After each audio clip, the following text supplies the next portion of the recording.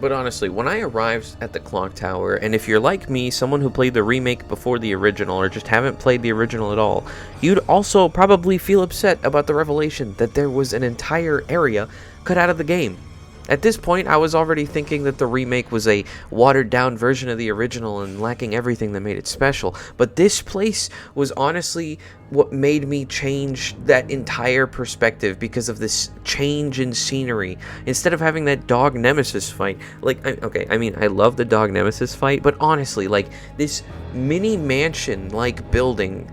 it's just so much better in my opinion. Like, I feel like I'm getting a little taste of everything I liked from Resident Evil 1 and 2, plus the new stuff I'm loving about 3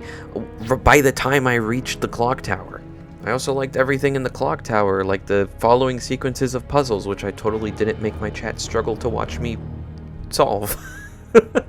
Nemesis shooting down the helicopter and like the way that the fight played out and Jill getting infected, just I like the way it played out here more than it did in the remake. I even enjoyed the following segments from when Carlos puts Jill in the chapel and then goes off to the hospital to try to find a cure. And I really loved that when you're in the hospital and Carlos finds out that Nikolai is a traitor, Nikolai goes and sets off a bunch of C4s in the entrance of the hospital to try to kill him.